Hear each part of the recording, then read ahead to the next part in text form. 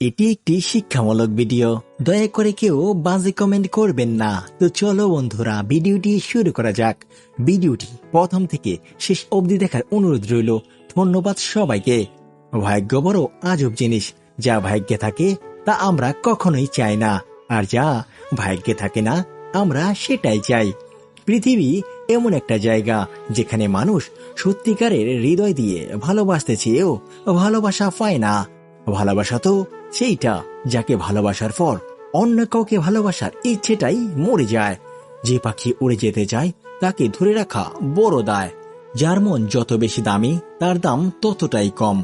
যারা কষ্টে কষ্টে বড় হয় তাদের কাছে সব কষ্টই সমান হয়। টাকাওয়ালা পরিবারে বিয়ে করাটা ভাগ্যের ব্যাপার নয়, একজন সৎ চরিত্রবান জীবনসঙ্গী পাওয়াটাই ভাগ্যের ব্যাপার। প্রয়োজন ফুরিয়ে গেলে মানুষের কথা বলার ধরনও পাল্টে যায়।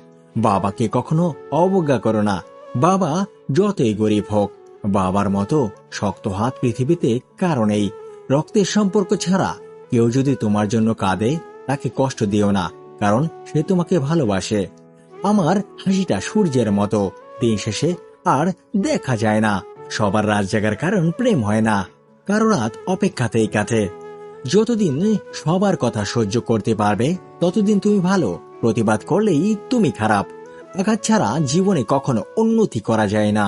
এত শিক্ষিত হয়ে কি লাভ যদি ভদ্রতাই জানা না থাকে। কারো অবহেলা মানেই জীবন শেষ নয়। একজনের কাছে তুমি মূল্যহীন হতে পারো, সবার কাছে নয়। জীবনে যাই হোক, হাসতে ভুলে যেও না, কারণ এই হাসি তোমাকে শক্তি আর সাহস যোগাবে। সময়ের সাথে যারা বদলাবে না তারাই আপনজন। সেই প্রকৃত প্রেমিক যে রূপ নয় মন খোঁজে। কাউকে কাঁদিয়ে যদি তুমি নিজেকে বড় ভাবো সেইটা হবে বড় ভুল, কারণ বিধাতা একান্ত কারো জন্য কষ্ট সৃষ্টি করেনি।